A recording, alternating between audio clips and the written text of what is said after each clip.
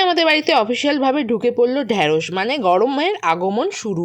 আমাদের বাড়িতে আজকে প্রথম গরমের সবজি আগমন হলো ঢ্যাঁড়স দিয়েই। তো আজকে ভাবলাম ঢ্যাঁড়সের ঝাল বানাই। তার জন্য ঢ্যাঁড়সটা কেটে নিয়েছি লম্বা লম্বা করে। এবার একটা থালাতে বেসন, লঙ্কার গুঁড়ো, হলুদ গুঁড়ো, নুন দিয়ে তার মধ্যে ঢ্যাঁড়সটা দিয়ে মেখে নিচ্ছি। আর কড়াইতে তেল গরম করে ঢ্যাঁড়সগুলো মুচমুচে করে ভেজে তুলে নেবো। এই মুচমুচে ঢ্যাঁড়স খেতেই এত ভালো লাগে, একে আর ঝাল করার দরকার আছে মনে হয় না। তাও ঝালটা আমি বানালাম।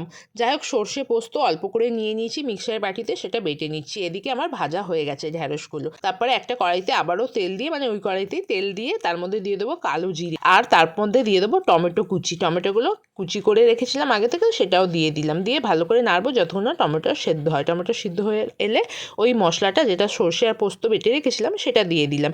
দিয়ে নাড়তে থাকবো। তার মধ্যে দিয়ে দেবো নুন, হলুদ, লঙ্কার গুঁড়ো দিয়ে আবারও কষিয়ে নেবো যতক্ষণ না মশলাটা একদম ভাজা ভাজা হয়ে আসে আর কি, মানে এই জলটা পুরো শুকিয়ে যাবে। তারপরেই দিয়ে দেবো জল। দিয়ে জলটা ফুটে এলে তার মধ্যে দিয়ে দেবো ভেজে রাখা ঢ্যাঁড়সগুলো। তাহলেই রেডি হয়ে যাবে ঢ্যাঁড়সের সর্ষে পোস্ত দিয়ে ঝাল। আর এটা দিয়ে গরম ভাত আর এইটা হলে বোধহয় আমার মনে হচ্ছে আর কিছু চাই না। আর যে কোনো নিরামিষ দিনে ওটা করা যায়। তার জন্য আজকে শনিবার, তাই করে ফেললাম। চলো বাই, দেখা হবে পরের ভিডিওতে।